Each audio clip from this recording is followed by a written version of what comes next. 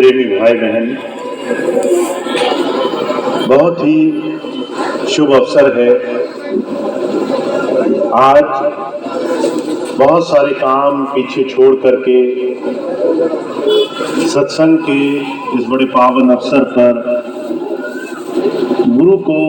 गुरु सत्ता को जानने समझने के लिए अपने जीवन में गुरु की शिक्षाओं को कैसे हमें धारण करना है, इस बात को आत्मसात करने के लिए हम यहाँ बैठे हैं। स्वामी जी महाराज ने जिन जिन प्रेमियों को नाम दिया, उन सभी सत्संगी भाई बहनों को जीवन को किस तरह से जीना है, कैसे हमें जीवन में सच्चा सुख मिलेगा, लाभ मिलेगा, इस बात को पूरा जीवन बड़े प्रेम भाव से समझाया है। और आज इसी साधन को और मजबूती से अपने हृदय में हम स्थापित कर सके, ऐसी गुरु चर्चा के लिए हम यहाँ बैठे हैं। अभी थोड़ी देर पहले एक बहन जी आई, आकर कहने लगी कि मुझे सिर्फ ये रास्ता मिले कि मेरा भजन बने। भजन ध्यान कैसे बने, आज हम कुछ इन्हीं बातों पर जितनी भी हो सके चर्चा करेंगे।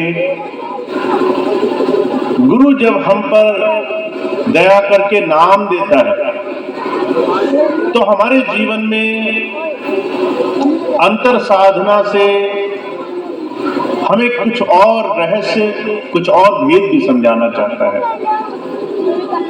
और वो रहस्य क्या है कि हमारा ये जो मनुष्य का जीवन है ये क्षणिक है, कभी भी हमसे लिया जा सकता है। आज है, कुछ समय के बाद ना हो। दुनिया का कोई इंसान नहीं जिसे इस बात का भरोसा है, इस बात का पक्का यकीन है कि वो 100 वर्ष तक जिएगा। कोई नहीं जानता कि हमारे जीवन में अगला क्षण कैसा होगा, किस तरह का होगा। ऐसे जीवन में जहां हमें अगले पल का भरोसा नहीं है, ऐसे जीवन में जहां हम ये भी नहीं जानते कि हमारा अगला आने वाला समय कैसा गुजरेगा, ऐसे में हमें जीवन का सही रास्ता मिले और हम ये रहस्य जान सकें कि शरीर के भीतर परमात्मा ने गुप्त रास्ता छुपा रखा है। वो गुप्त रास्ता जो इस शरीर से अलग का ज्ञान आपको दे सकता है। ये बात हमारे जीवन में आत्मसात हो, इसके लिए गुरु हमें नाम देने के लिए आता है। तो आपको जब नाम मिला है तो इसलिए मिला है कि आप शरीर से अलग उस परमात्मा, उस प्रभु सत्ता का भेद जीते जी जान जाओ। ध्यान करना, ध्यान में अनुभव का होना, इस बात का जीता जागता उदाहरण होता है। अगर आपने सारा जीवन संसार में जिया तो दुनिया का अनुभव कमाया, पर गुरु की बात पर चल करके अगर आपने ध्यान किया, आंखें बंद करी और उसके बाद जो आपको अंतर का अनुभव हुआ, ज्योति का, प्रकाश का, शब्द धुन का, नाद का अनुभव हुआ और अंतर के कुछ और रसों का ज्ञान हुआ, तो वो अनुभव आपको सिर्फ और सिर्फ गुरु की कृपा से और उसके दिए हुए रास्ते को कमाने से प्राप्त होता है। तो महाराज जी कहा करते थे, जब गुरु नाम देता है तो 2 तरह की चीजें हमारे जीवन में उस प्रभु धारा से जुड़ने के लिए बहुत आवश्यक है। पहली, गुरु कृपा। अगर गुरु कृपा न हो, अगर गुरु दया न करे, तो हमारे जीवन में हम लाख कोशिश कर लें अपने शरीर से एक क्षण के लिए ध्यान नहीं हटा सकते। आप इसका जीता जागता उदाहरण देखते होंगे। बहुत से भाई बहन एक दूसरे से मिलते हैं और कई बार शिकायत करते हैं कि उनका मन नहीं मानता, मन में हजारों ख्याल आते रहते हैं, मन तमाम दुनिया की चिंताओं से हटता नहीं। हम बहुत ज्यादा परेशान हैं क्योंकि हमारा मन नहीं ठहर रहा। हुजूर कहा करते थे, मन की ये स्थिति कि आप 24 घंटे संसार की विषय भोगों में, दुनिया की चिंताओं में, दुनिया के विषय विकारों से अपने आप को अलग नहीं कर पा रहे, ये इस बात का सबूत है कि बिना गुरु कृपा के अपनी शक्ति से तो ये काम नहीं होगा। महाराज जी मिसाल फरमाया करते थे कि अनगिनत ऋषि मुनि हुए हमारे शास्त्रों में, हमारे हिंदू धर्म समाज के अलग अलग अनुभव के आधार पर, जिन्होंने वर्षों वर्षों तपस्या करी, हठ योग किए, शरीर से ऐसे कठिन तप किए जिसकी हम कल्पना नहीं कर सकते। एक एक पैर पर खड़े होकर साधना करी, भूखे प्यासे रहकर साधना करी, घर बार परिवार छोड़ करके साधना करी, और बरसों बरसों साधना के बाद कुछ सिद्धि पाई, जिस सिद्धि से चमत्कार करने का थोड़ा थोड़ा उनको अनुभव हो गया। इतनी मेहनत करने के बाद थोड़ा मोड़ा अनुभव जिन्होंने पाया, उसके लिए उन्होंने कितना त्याग किया इसकी हम कल्पना तक नहीं कर सकते। महाराज जी कहा करते थे, अगर आज हमको कह दिया जाए कि हमें थोड़ा सा हठ योग करना है, कठोर तप करना है, हमें भूखे प्यासे रह करके कुछ काम करना है, हमें संयम रखना है, तो हमें ये बात बड़ी मुश्किल मालूम पड़ती है। हम गृहस्थ में हैं, और जितने भी लोग गृहस्थ में हैं वो भोगों में, विषय विकारों में, मन गति को अपने आप चाहे लाख कोशिश करें रोकने में कामयाब नहीं है। तो महाराज जी कहा करते थे, बिना गुरु कृपा के, बिना महापुरुषों की दया मेहर के उस प्रभु को पाना संभव नहीं है।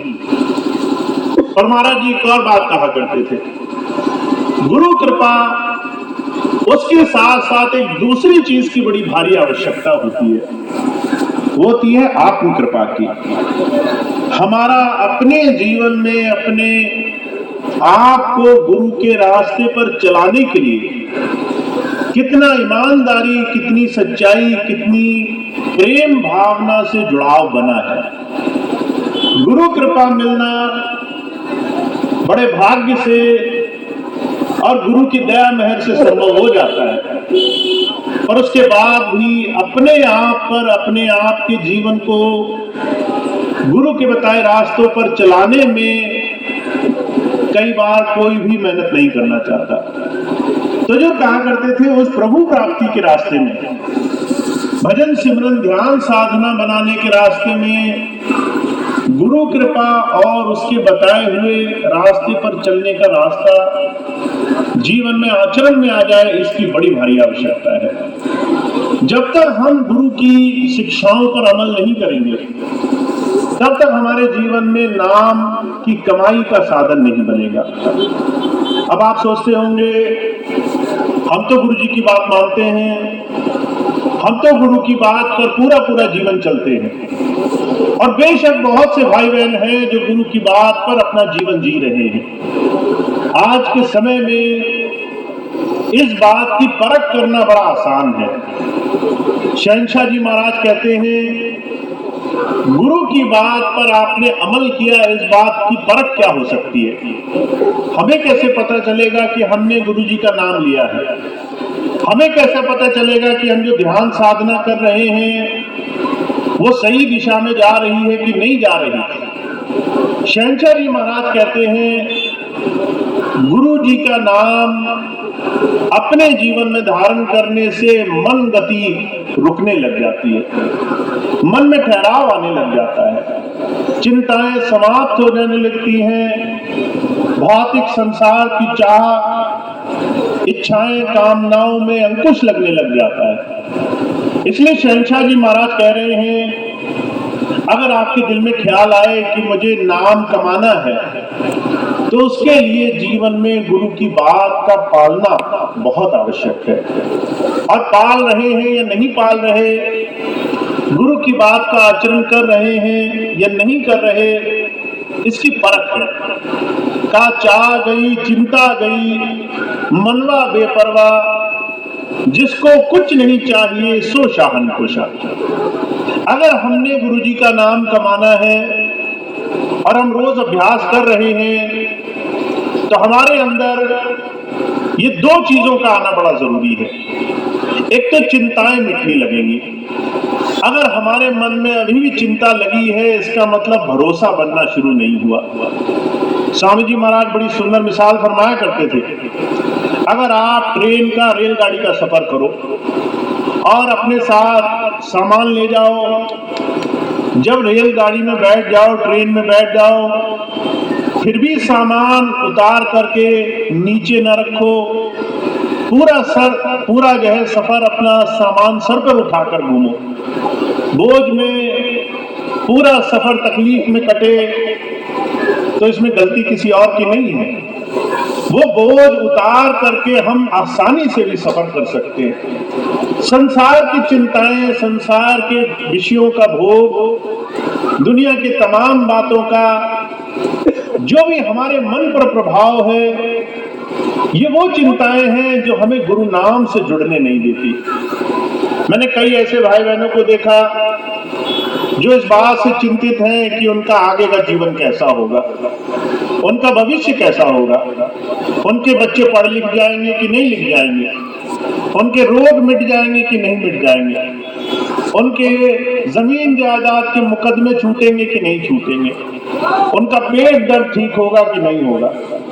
एक भाई ने मुझे फोन किया, मैं बड़ा व्यस्त था, कई बार उसका फोन आया, मैंने फोन नहीं उठाया। मैंने कहा कि पहले जहां काम कर रहे हैं वो कर ले, पर फोन आता रहा।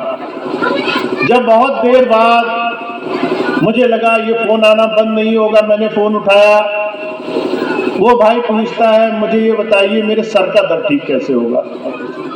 अब अगर आप इन तमाम छोटी छोटी चीजों का मूल्यांकन करें, इसको अगर नाप तोल कर देखें कि हमारी चिंताएं इस शरीर को लेकर के, संसार को लेकर के, परिवार को लेकर के, भविष्य को लेकर के, अपनी मन वांछित इच्छाओं को लेकर के, संसार में इतनी ज्यादा है कि हमारा मन उनसे खाली नहीं है। और स्वामी जी महाराज कहते हैं कि जब तक आपके दिल का शीशा साफ नहीं होगा, तब तक उसमें प्रभु का दर्शन आपको नहीं मिलेगा। ये हमारे हृदय का जो शीशा है, ये इन्हीं विषय विकारों से ढका हुआ है, जिसमें संसार, दुनिया के भोग, चिंताएं, तमाम दुनिया के पदार्थ, ये दुनिया के आवरण बनाकर बैठी हुई है। तो जब जब हम गुरु के पास जाते हैं और हमारे मन में ये कामना रहे कि आज ये मांगेंगे, वो मांगेंगे, तो महाराज जी कहा करते थे, जब जब दुनिया की भोग इच्छाएं लेकर गुरु के पास जाओगे, तब तक घाटे में रहना पड़ेगा। कारण क्या है?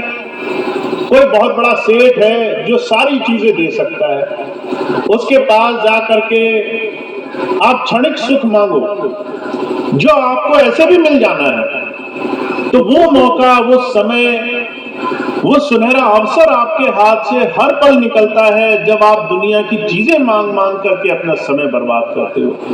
तो जो कहा करते थे, दुनिया की चिंताएं ये तब आती है जब हमारा विश्वास नहीं बनता, जब हमारा भरोसा नहीं बनता। एक 3 साल का बच्चा होता है, वो कभी बार बार नहीं सोचता कि मुझे खाने को मिलेगा या नहीं मिलेगा। उसको इस बात का भरोसा होता है, भूख लगने से पहले माता पूछ लेगी, रोने से पहले माता इलाज कर देगी, तकलीफ होने से पहले माता सुख के इंतजाम कर देगी। एक 3 साल का बच्चा जानता है कि उसकी चिंताओं का निवारण कैसे होगा। अगर वो मांगने लग जाए तो जो कहा करते थे, वो बस वही मांगेगा जो उसके मन में है, और उसको वो नहीं मिलेगा जो सारी चीजें उसको बिन मांगे मिल सकती हैं। तो जब हम संसार की चिंताएं मन में बसा कर रखते हैं, शहंशाह जी महाराज कहते हैं दुनिया की इच्छाएं हमारे मन में रहती हैं, इन तमाम चीजों की चिंताएं परेशानियां हमारे मन में उलझती हैं, तो ये मन साफ नहीं हो पाता, ये मन निर्मल नहीं हो पाता, ये मन स्वच्छ हो करके गुरु चरणों में समर्पित नहीं हो पाता। और इसीलिए जब 24 घंटे ये मन दुनिया के भोगों का सिमरन करता है, तो गुरु नाम का सिमरन भी इसको कमाना अच्छा नहीं लगता। तो जो लोग कहते हैं हमें भजन सिमरन में तरक्की नहीं होती, तो उसका एक बहुत बड़ा कारण ये है, हमने अभी अटूट विश्वास बनाना शुरू नहीं किया। अब अटूट विश्वास क्या होता है कि आपको ये भरोसा रहे कि आपके सारे काम स्वतः हो जाएंगे, आपके हरेक काम आपके बिना मांगे होने वाले हैं, क्योंकि आपने उस मालिक में, उस प्रभु में अपनी आस्था टिका दी है। स्वामी जी महाराज बड़े साफ लफ्जों में एक ही बात कहा करते थे कि गुरुवाणी दुनिया के सारे धर्म, हमारे हिंदू धर्म समाज के सारे पौराणिक ग्रंथ सिर्फ एक ही बात को कह रहे हैं, जब प्रभु के दरबार में आप पहुंचो, जब उस मालिक की याद में, किसी संत महापुरुष की याद में पहुंचो, तो सिर्फ मन में एक ही बात रहनी चाहिए कि हम उसमें राजी हैं जिसमें तुम्हारी रजा है, हम उसमें खुश हैं जो तुम्हारी मौज है, जो तुम्हारा भाना है, जो तुम्हारा अंतर का खुद का स्वरूप है, उसमें हम राजी हैं। तो जो कहा करते थे, जब हमारी मांग, हमारी इच्छाएं प्रभु समर्पित हो जाती है कि आप जैसे चाहो वैसे रखो, तो हमारी मन सी उठने वाली इच्छाएं तो वो अपने आप ही पूरी करता है, और हजार वो काम भी पूरे करता है जिसकी हमने कल्पना नहीं की होती, जिसको हम सोच भी नहीं सकते, वो सारे काम भी आसानी से बन जाते हैं। तो जब संत आते हैं, कहते हैं आप नाम से तब जुड़ोगे, आप उस प्रभु धारा से तब जुड़ोगे जब अटूट विश्वास ऐसा होगा कि बिन मांगे हमें वो सब कुछ देने में सक्षम है, तो हमें उसके पास सिर्फ संसार की चीजों की चिंताओं को लेकर नहीं जाना है। मुझे बड़ी अच्छी तरह से एक मिसाल याद है, स्वामी जी महाराज के जीवन की घटना है। स्वामी जी महाराज के पास एक माता आई, कहने लगी स्वामी जी आप नाम देते हो जिसमें कर्म कांड नहीं है, पूजा पाठ नहीं है, तरह तरह के साधन नहीं है, और आप स्पष्ट कहते हो कि नाम उस प्रभु प्राप्ति का साधन है। तो मैंने नाम तो ले लिया आपसे, मुझे प्रभु तो आपसे मिल जाएगा, पर क्या मैं किसी भगवान की पूजा कर सकती हूँ जिससे मेरे दुनिया के काम भी बनते रहे। जब ये बात कही तो स्वामी जी बहुत खुश हुए, कहने लगे इस माता को अभी तक ये नहीं समझ में आया कि जो परमात्मा दे सकता है वो परमात्मा की दी हुई बनाई हुई वस्तुएं नहीं दे सकता, जो संसार को बनाने वाले उस ईष्ट से जोड़ सकता है, क्या वो संसार की भौतिक वस्तुओं को नहीं दे सकता। जब हम खुद भेदभाव में, जब हम खुद संसार की तमाम चीजों के भ्रम में इस भेद को, रहस्य को नहीं समझ पाते संतों के, तो हमारा मन व्यथित रहता है, परेशान रहता है। तो जो कहा करते थे उस प्रभु को पाने के लिए, भजन सिमरन ध्यान साधना को बनाने के लिए जो सबसे पहली चीज की आवश्यकता है वो ये कि आपकी चिंताएं धीरे धीरे मिटनी चाहिए, आपकी इच्छाएं ऐसी हो जानी चाहिए। अगर किसी ने हमारा स्वागत सत्कार किया तो भी ठीक, नहीं किया तो भी ठीक, अगर किसी ने हमारी मान करी, बड़ाई करी तो भी ठीक, नहीं करी तो भी ठीक, अगर किसी ने हमें प्रेम से पूछा तो भी ठीक, नहीं पूछा तो भी ठीक। इन चाह की, इन तमाम मन की इच्छाओं की जरा सी भी अंदर ऐसी स्थिति न हो जो आपको संसार में ले जा सके, पर आज हमारी ऐसी स्थिति नहीं है। अगर आप सच्चाई से, ईमानदारी से अपने हृदय में झांक कर देखेंगे, तो अगर कोई आज हमें नहीं पूछे तो हमारा मन कहता है कैसा आदमी है, हमें ना नमस्कार करता है, ना हमें अभिवादन करता है। अगर कोई हमारा सम्मान न करे, बिठा करके जरा सा हमारा सम्मान की लिए चूक हो जाए तो हमारे मन में कड़वाहट आ जाती है। अगर कोई हमें सम्मान न दे तो हमारे मन में चोट लग जाती है। अगर कोई हमारी बात न माने, हमारी बात को ऊपर न रखे तो हम बड़ा बुरा मान जाते हैं। हुजूर कहा करते थे, हम तो रोम रोम अभी मन की गति से छूट नहीं पाए हैं। इसीलिए जब संत आते हैं, कहते हैं इस मन को गुरु चरणों में नतमस्तक करने का नाम प्रभु भक्ति है। क्या मन लोभी, मन लालची, मन चंचल, मन चोर, मन के चले मत चालिए, मन पलक पलक पछुआ।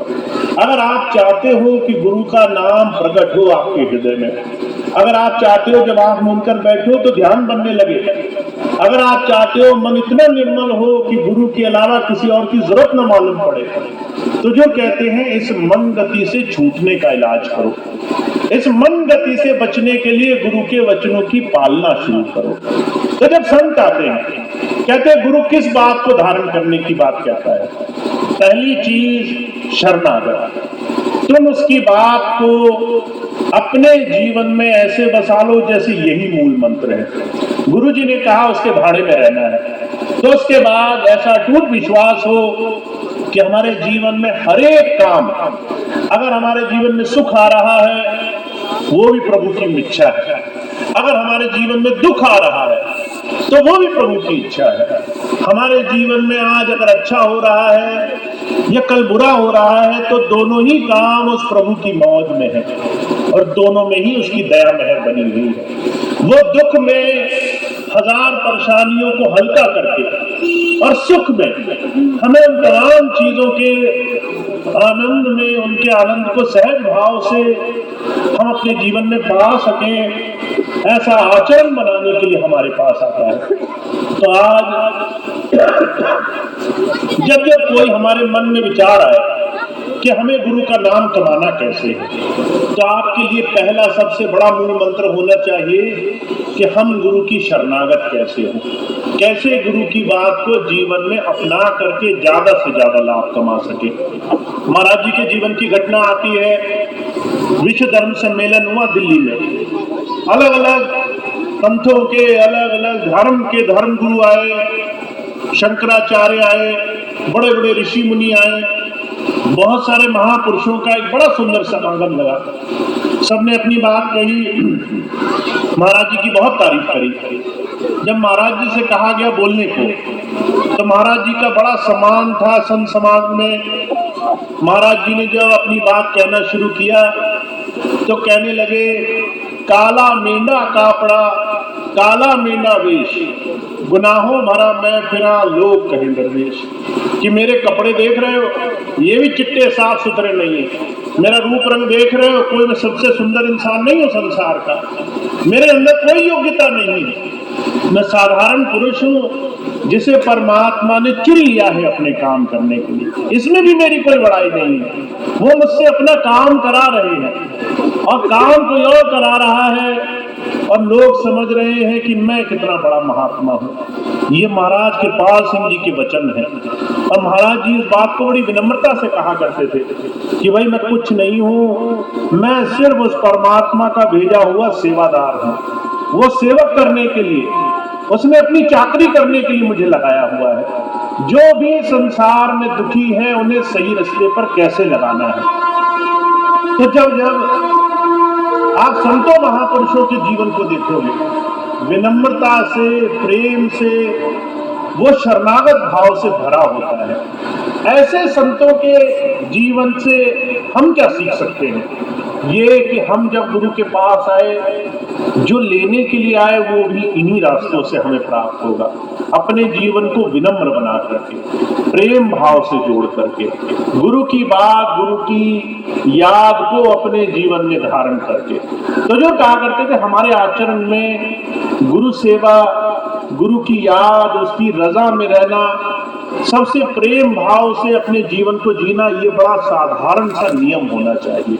अगर ये नियम नहीं बना है तो मैं आपको स्पष्ट बता देता हूं कि आपको लगेगा कि आपने वर्षों की संगत करी है महापुरुषों की, पर आपके मन की ये तमाम मनगति रुकेगी नहीं, चिंताएं नहीं जाएंगी, संसार की इच्छाएं नहीं छूटेंगी, मन व्यथित रहेगा, व्याकुल रहेगा, रोज रोज वही उठा बैठक लगी रहेगी कि हमने इतने वर्ष हो गए, आज तक हमने कोई रास्ता नहीं पाया। तो इसीलिए स्वामी जी महाराज बड़े साफ लफ्जों में कहते हैं आपको सुनहरा अवसर मिला है, और इस सुनहरे अवसर का लाभ आपको 2-3 चीजों से कमाना है।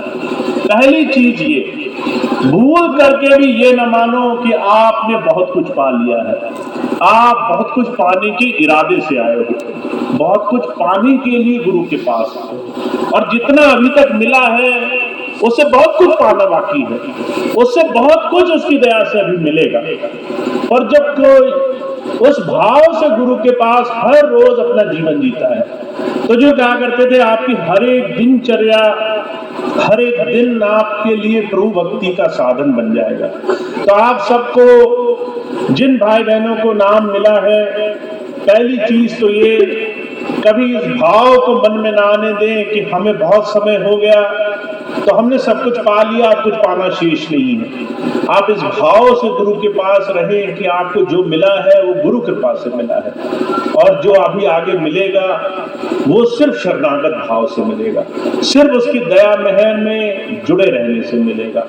फिर दूसरी चीज, आप जब भी गुरु की याद में बैठे, खूब मन से शरणागत भाव से उसकी रजा में होकर के बैठे। अगर आज बैठ पाए बहुत अच्छा, कल नहीं बैठ पाए तो भी कोई हर्ज नहीं, फिर से शुरू करो, अगले दिन फिर से बड़े प्रेम भाव से भजन पे बैठो। मुझे एक भाई मिले जिन्हें जो है रोज ध्यान पर बैठने का नियम बनाया, पर जो है भजन पर बैठते ही उनका शरीर दर्द होने लग जाता था। तो जो 2-4 दिन बाद उन्होंने कहना शुरू कर दिया, मैं तो शरीर से बैठ ही नहीं सकता। धीरे धीरे बहुत लंबा समय गुजर गया, मेरे पास आए, कहने लगे मेरा भजन नहीं बनता, शरीर से बैठा नहीं जाता। मैंने कहा अगर नीचे नहीं बैठ सकते तो कुर्सी पे बैठ जाया करो, आराम से बैठ जाया करो। अगर जो है पैर जोड़कर नहीं बैठ सकते तो लंबे पैर करके बैठ जाया करो। जब ये बात कही तो जो है वो रोने लगे, कहने लगे ये बात मैं समझा नहीं, और बहुत समय से मैं यही सोचता रहा, क्योंकि बैठ नहीं पाता हूँ इसलिए भजन मेरे भाग्य में नहीं है। वो बेचारे दुखी होकर के अपना जीवन गुजार रहे थे। वो जो कहा करते थे, ऐसी तमाम भ्रांतियों में, मन में फंसी हुई बातों में हम बहुत समय बर्बाद कर जाते हैं। तो दूसरी बात ये कि भजन सिमरन करने के लिए, ध्यान साधना करने के लिए सिर्फ एक चीज की आवश्यकता है, बड़े प्रेम भाव से शरणागत होने की। उसके अलावा कोई कर्म धर्म नियम संयम की बात नहीं है। आप अगर नीचे बैठ सकते हो या कुर्सी पे बैठ सकते हो, आप अगर सुबह कर सकते हो या शाम को कर सकते हो, आप नहाने से पहले कर सकते हो या नहाने के बाद कर सकते हो, आप किसी भी तरीके से इस ध्यान साधना के तरीके को कर सकते हो, आपको कोई भी पाबंदी की आवश्यकता नहीं। तो जो लोग ये मानते हैं कि उनके शरीर, उनकी साधना या उनके ध्यान की एक ही क्रिया होनी चाहिए, वो इस भूल को मन से निकाल दें। ध्यान करने के लिए सिर्फ शरणागत भाव होने की आवश्यकता है। आप अगर लेटे लेटे भी ध्यान करोगे, अगर मन में विनम्र भावना है तो आपका लेटे लेटे भी काम बनेगा। और अगर आप बहुत मेहनत करके सीधे बैठ करके घंटों बैठे हो और मन चंचल है, खूब मन में दुनिया के भाव आ रहे हैं, तो वो बैठा बैठाया भी बेकार है। तो ध्यान के लिए बाहरी नियम, पाबंदियां कोई साधन नहीं होती है, इसलिए सहज भाव से ध्यान करना चाहिए। तीसरी चीज, बुजुर्ग कहा करते थे, जो लोग ध्यान करना चाहते हैं उनके लिए सबसे जरूरी चीज है इस मन को साधने का जतन करना। उसके लिए आपको नाम दे दिया गया है। तो जो बहनें हैं उनके पास बहुत सारा ऐसा समय होता है जिसमें मन से वो खाली रहती है। खाना बनाती हैं, मन खाली रहता है, घर के काम करती हैं, शरीर से करती हैं, मन खाली रहता है, दूसरे काम काज करती हैं, मन खाली रहता है। ऐसे भाइयों के साथ है, बहुत सारा समय हमारा हर दिन शरीर से तो हम व्यस्त रहते हैं, मन से हम खाली रहते हैं। इस मन को साधने के लिए मन को सिमरन से ज्यादा जोड़ा जाए। चलते फिरते उठते बैठते इस मन को सिमरन से जोड़ो। मैं आपको एक छोटी सी घटना बताऊं, शामी की है। शामी में बहुत वर्ष पहले एक भाई को स्वामी जी ने नाम दिया। ध्यान में जब उसको बैठने का तरीका बताया तो वो तरीका भूल गया। उसे बस ये याद रहा कि मंत्र दिए हैं, मंत्र का जाप करना है। तो वो चलते फिरते सिर्फ मंत्र का जाप किया करता था। मंत्र को मन ही मन रटता रहता था। पहले जबान से बोला, फिर एक स्थिति ऐसी आ गई जबान ने भी हिलना बंद कर दिया, मन ही मन चलने लगा। फिर एक स्थिति ऐसी आई कि वो सोचता भी नहीं था कि मंत्र का जाप करो। वो जैसे ही किसी से फारिग होता था, किसी इंसान से ध्यान रखता था, मन में जो है मंत्र जाप चलता रहता था। एक स्थिति ऐसी भी आ गई कि जो है कोई उससे मिले या नहीं मिले, वो मंत्र हमेशा अंतर चलता रहता था। ऐसी स्थिति में जब एक बार वो स्वामी जी के पास गया, कहने लगा स्वामी जी भजन तो मेरे को आता नहीं है, आपने जो मंत्र दिए वही याद रह गए। स्वामी जी कहने लगे अच्छा बैठो। उस दिन उसे भजन पे बिठाया तो जो है वो बहुत देर तक ध्यान पे बैठा रहा। न शरीर हिला, न दर्द महसूस हुआ, न किसी और चीज की परेशानी महसूस हुई। उसने जो है जब ध्यान छूटा स्वामी जी को बहुत धन्यवाद दिया। कहने लगा स्वामी जी मुझे नहीं मालूम था ध्यान ऐसे होता है। स्वामी जी कहने लगे अगर सिमरन पक्का होगा ध्यान आसान होगा, सिमरन कच्चा होगा ध्यान बड़ा मुश्किल होगा। तो इस रहस्य को आप समझ लीजिए। अगर आप चलते फिरते उठते बैठते याद में नहीं है, सिमरन नहीं कर रहे हैं, गुरु की याद करके उन मंत्र का जाप करते करते मन को गुरु की तरफ जोड़कर आपने नहीं रखा है, सिर्फ आंखें मूंद करके 5-10 मिनट साधना पे बैठते हैं, तो मन आपको बाहर की तरफ ले जाएगा। शरीर के दर्द भी मालूम पड़ेंगे, पीड़ा भी मालूम पड़ेगी, अलग अलग तकलीफें भी मालूम पड़ेंगी। पर अगर आपका सिमरन पक्का है, अगर आप चलते फिरते उठते बैठते गुरु की याद में हो और एक एक करके सिमरन जबान से लेकर मन तक बनने लग गया है, तो उसके बाद आप जैसे ही आंखें बंद करोगे वैसे ही आपका काम बनना शुरू हो जाएगा। तो जो कहा करते थे ध्यान साधना का जो रास्ता है संतों महापुरुषों का, वो चरित्र और आचरण से लेकर के अभ्यास तक जाता है। इसका मतलब आप दिनचर्या में जो भी बोल रहे हो, जो भी कर रहे हो, जिस तरह से अपना जीवन जी रहे हो, जिस तरह से आप अपना मन गुरु से जोड़ कर रखते हो, वहां से ध्यान साधना शुरू होती है। तो आपको इस बात को बहुत ध्यान से अपने जीवन में अपनाना है। जिन भी भाई बहनों को नाम मिला है, दुनिया की बेशकीमती चीज मिली है।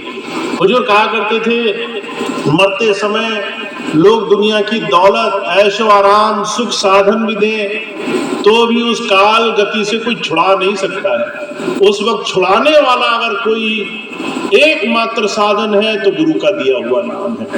ऐसा नाम जब आपको मिल गया है तो उसको आप बहुत बहुत प्रेम भाव से अपने जीवन का लक्ष्य बनाओ। हुजूर कहा करते थे, रामचरितमानस में कहा गया है कि अगर आपको सच्चा शिष्य बनना है तो ऐसे बनो जैसे हनुमान जी बने। उन्होंने कहा कि राम काज कीने बिना मोह नहीं बिसरा। अगर मैंने उस प्रभु का काम नहीं किया तो मुझे आराम नहीं हो रहा, मुझे कोई सुख नहीं मिल रहा है।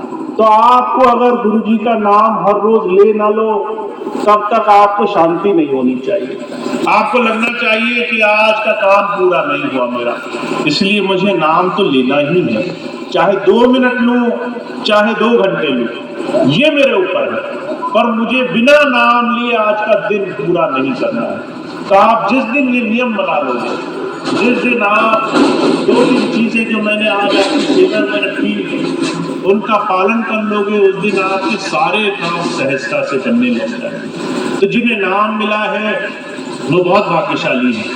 नाम को अब कमाना है, नाम में अब अपना जीवन देना है, उसमें अपना ज्यादा से ज्यादा प्रेम भाव जोड़ना है, जिससे आप सही मायनों में गुरु और शिष्य के इस प्रेम भाव को समझ सको, इस सच्चे गुरु शिष्य के संबंध को जीवन में ले सको।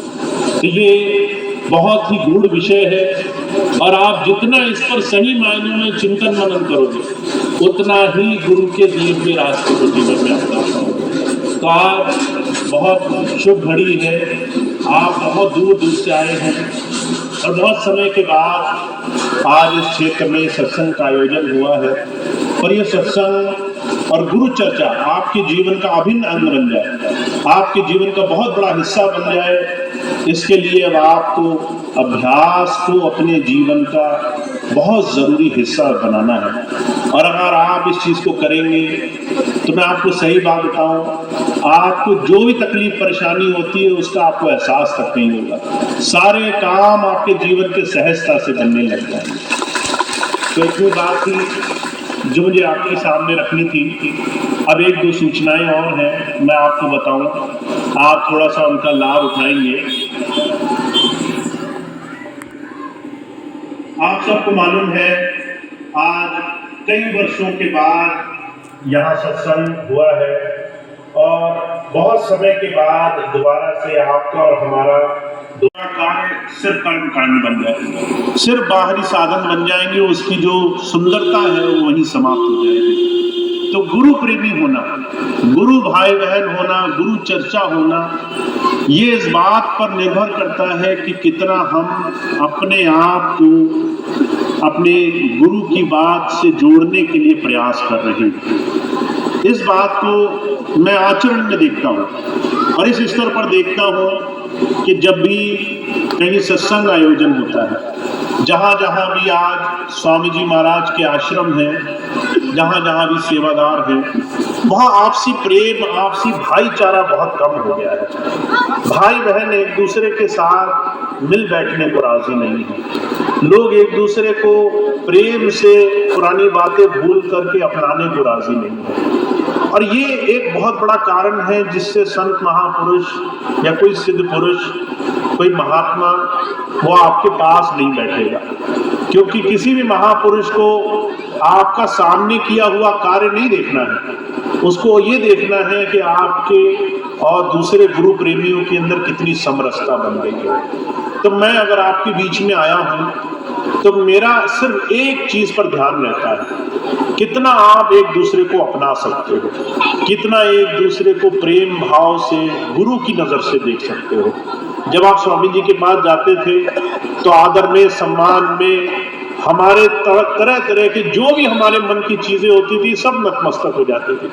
हम कभी नहीं सोचते थे कि हम बाहर किसी से लड़के आए तो यहाँ भी स्वामी जी के सामने भी गुस्सा दिखाए। हम कभी नहीं सोचते थे कि अगर किसी ने हमारा बुरा किया और वो क्रोध हमारे मन में हो तो स्वामी जी के सामने भी वही क्रोध करें। किसी महापुरुष के सामने जाकर मन शीतल हो जाता है और उस शीतलता से, समर्पण भाव से हम नतमस्तक हो जाते हैं।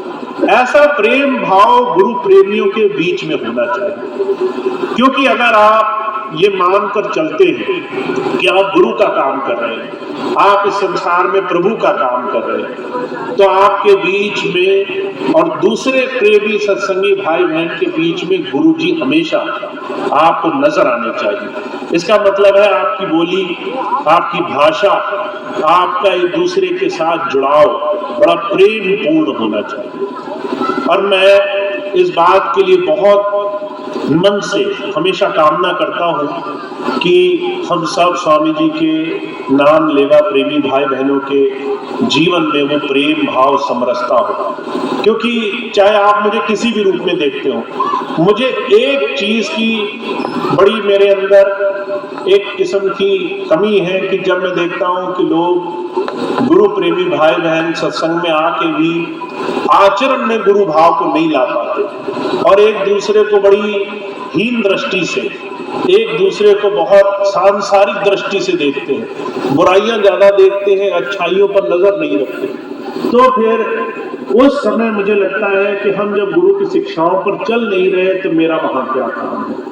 तो मैं आपके बीच में तब तक हूं जब तक आपके हृदय में स्वामी जी है, जब तक आपके हृदय में गुरु जी का वास है। और उसकी सीधी सी एक ही परख में मानता हूं कि आप एक दूसरे की अच्छाइयां देखो और बुराइयों को नजरअंदाज करो। किसी में बुराई नहीं होती। दुनिया का हर एक इंसान कुछ ना कुछ ऐसे कर्म करता है जो किसी को अच्छे नहीं लगते, और उसके बाद भी एक दूसरे की अच्छाई देखो, उसको प्रोत्साहित करो, एक दूसरे की खामियों को नजरअंदाज करो, उसको हिम्मत दो, तब जा करके हम गुरु जी का काम कर रहे हैं। तो लगभग 1 वर्ष होने को आया है। अब पिछले अप्रैल को मैं आया था आपके बीच में, और अब फरवरी का महीना चल रहा है, और 2 महीने बाद 1 साल मुझे पूरा हो जाएगा। मैंने ये संकल्प लिया था कि हम सब मिल करके स्वामी जी के काम को और जो व्यवस्था की दृष्टि से जो भी कमी आई हो उसको दूर करेंगे। और मैंने इतने समय में मुझे कुछ बात का गर्व भी होता है, बहुत से भाई बहन बहुत सेवा भाव से, प्रेम भाव से, बहुत लगन से लगे हैं, और उनकी जितनी बड़ाई की जाए कम है। पर मुझे लगता है अगर एक भी भाई बहन ऐसा हो जो अगर मन में सिर्फ दूसरों की बुराई देख करके, सिर्फ दूसरों की कमियां देख करके जीवन में लोगों का आकलन करता हो, तो वो फिर गुरु की इतनी बड़ी सेवा को अपने हाथ से जाने दे रहा है। तो हमें ऐसा नहीं होने देना है। हमें पहली चीज तो ये कि स्वामी जी के सेवा के मिशन को हमें सही मायनों में पोषित करना है। स्वामी जी एक ही बात कहते हैं, मानव सेवा प्रभु भक्ति है। अगर हम प्रभु भक्ति करना चाहते हैं तो सेवा सर्वोपरि होनी चाहिए, और सेवा सर्वोपरि होने से पहले जो भी प्रेमी है वो एक दूसरे को प्रेम, सद्भाव, भाईचारे की नजर से देखें। अगर किसी के अंदर कुछ बुराई नजर आती है तो धीरे से कान में जाकर बोले, भाई ये चीज तुम्हारी है, इसको ठीक कर लो, इससे बहुत अच्छा हो जाएगा। पर कभी एक दूसरे के सामने बहुत ही एक दूसरे को अपमानित करने के भाव से, सांसारिक दृष्टि से हम एक दूसरे के साथ नहीं आचरण करना है। इसलिए मेरा प्रयास तो यही है कि आप सभी सिर्फ इसी मनोभाव से एक दूसरे के साथ जुड़ेंगे। और मैं इसलिए भी कहता हूं क्योंकि इस वर्ष अप्रैल के बाद से मैं सत्संग सिर्फ वहीं दूंगा जहां पर इस तरह का प्रेम भाव मुझे दिखाई देगा। मुझे किसी ऐसे से कोई भी परेशानी नहीं है जो अभी ये नहीं कर पा रहे हैं, पर मेरा उनके लिए बहुत मन में शुभ भावना यही है कि वो चाहे उनको मुश्किल हो पर ये चीज सीख ले। क्योंकि अगर हम स्वामी जी के चरणों में बैठे हैं और अगर यही बात हम नहीं सीख पा रहे हैं तो कहीं ना कहीं तो हमें जोर लगाना ही होगा। और मेरे लिए पीड़ा का विषय ये है कि स्वामी जी ने दोनों ही काम मेरे ऊपर छोड़े हैं कि आपको प्रेम से भी साथ जोड़कर रखूं, और अगर कोई बात नहीं मान रहा है तो उसको थोड़ा सा इस बात के लिए भी प्रेरित करूं, चाहे मुझे उससे कुछ समय अलग ही रहना पड़े, कि भाई आप गुरु की बात को जीवन में ले आओ, गुरु की बात को आचरण में लाओ। एक दूसरे की खामियां मत देखो, एक दूसरे की अच्छाई देखो, क्योंकि बुराइयां उसी दिन मिटती हैं जिस दिन आप अच्छाइयों को बढ़ाना शुरू करते हो, और बुराइयां उस दिन बढ़ती हैं जिस दिन अच्छाइयों को गिनना बंद कर देते हो। तो आप एक दूसरे के शुभ कर्मों को, अच्छे भाव को, सेवा को, एक दूसरे की प्रेम भावना को और ऊपर उठाओ, ताकि जो भी छोटी मोटी चीज रही होंगी वो या तो हमारे सहयोग से निकल जाए या फिर आत्मचिंतन से निकल जाए। तो मैं अप्रैल के बाद सिर्फ वही सत्संग लगाऊंगा जहां बहुत प्रेम भाव होगा, जहां एक दूसरे के लिए कोई भी कड़वाहट का भाव नहीं होगा। तो इस बात को इसलिए भी कहना पड़ रहा है, अभी कुछ दिन पहले सुनाई दिया कि जहां जहां सत्संग लगे हैं वहां पे बहुत से भाई बहन प्रतिस्पर्धा में लग जाते हैं कि भैया जी हमारे यहाँ आएंगे, हमारे यहाँ आएंगे। वो बात तो अच्छी है, पर उससे जो एक दूसरे के साथ एक बहुत बड़ा उनके अंदर प्रतिस्पर्धा के कारण बुराई भावना फैल रही है, वो एक ऐसी चीज है जो नहीं होनी चाहिए। इसीलिए प्रयास ये है कि सभी भाई बहन प्रेम भाव से गुरु की सेवा में लगे रहें और उनको एक दूसरे की तमाम पुरानी चीजें न याद रहे, न उन चीजों पे ध्यान दें। तो स्वामी जी का ये सेवा का मिशन है। मैंने आपको बहुत पहले भी बोला था, काम आसान नहीं होगा, काम जो है जल्दी नहीं होगा, लंबा रास्ता है और तभी हम आगे बढ़ सकेंगे जब एक दूसरे का हाथ पकड़ेंगे। आप सोचो एक दूसरे को पीछे से धक्का मार दो और उससे आप आगे बढ़ोगे तो अकेले तो आगे बढ़ सकते हो, पर स्वामी जी का सेवा का मिशन आगे नहीं बढ़ेगा। तो हमें एक दूसरे का हाथ पकड़ना है, एक दूसरे को सहयोग देना है, एक दूसरे के साथ स्वामी जी के सेवा के अनुष्ठान को दूर दूर तक पहुंचाना है, ताकि गांव गांव में विलक्षण जगह जहां पर कोई पहुंच नहीं सकता है वहां भी लोग स्वामी जी के नाम लेवा हो, वहां भी लोग स्वामी जी को याद करते हो, वहां भी गुरु की शिक्षाएं उनके जीवन में हो। तो ये सेवा का मिशन अब और आगे बढ़े, उसके लिए बस बहुत कम समय रह गया है। अप्रैल आते आते चीजें बदलेंगी और उसका सिर्फ एक मापदंड है, प्रेम भाईचारा हमारे अंदर हो और हमारे अंदर गुरु की सेवा करने की भावना हो। मैं ये बात आपको बार बार इसलिए भी कहता हूँ कि जितने भी भाई बहन आज पूरे भारतवर्ष में अलग अलग स्वामी जी के 20 से ज्यादा आश्रम हैं, जहाँ जहाँ भी सेवा अनुष्ठान चल रहे हैं, जहाँ जहाँ भी लोग सेवा करते हैं, जहाँ जहाँ भी लोग किसी भी तरह से किसी भी कार्य में हैं, उनका आपस में बहुत प्रेम भाईचारा होना चाहिए। और अगर वो नहीं है तो अप्रैल के बाद से फिर वो वंचित रहेंगे तब तक जब तक वो इस चीज को अपना नहीं लेते। तो ये एक पहली चीज है। दूसरी चीज ये है, आपको मालूम है 10 वर्ष पहले स्वामी जी के समय में सेवा के लिए बहुत से सेवादार भाई बहन, बहुत से समर्पित सेवादार, बहुत से साधारण रूप में जुड़े हुए सेवादार भाई बहन अलग अलग तरीके से सेवा कार्यों में थे। पिछले 10 वर्षों में जो भी कुछ कमी आई है उसको दोबारा से बड़ा मजबूत बनाना है और उसके लिए 2 तरह की अब सेवाएं चल रही हैं। पहली बात तो ये, हमें उन सेवादार भाई बहनों की आवश्यकता है जो हर तरीके से स्वामी जी के सेवा कार्य में मिशन में सहयोग कर सके। तो जहाँ जहाँ भंडारे होते हैं, जहाँ सत्संग होते हैं, जहाँ पर कोई भी सेवा का कार्य लगता है, अगर आपको लगता है आप उसमें किसी भी तरह का सहयोग कर सकते हो, तो पहली चीज तो ये कि यहाँ पर एक काउंटर लगा है जहाँ पर कुछ भाई ऐसे तमाम सेवादार भाई बहनों के नाम, फोन नंबर, पते नोट कर रहे हैं। तो आप वहाँ अपना नाम लिखा दें, अपना फोन नंबर लिखा दें, अपना पता लिखा दें, जिससे आगे आने वाले समय में आपको हर एक कार्यक्रम की सूचना हो।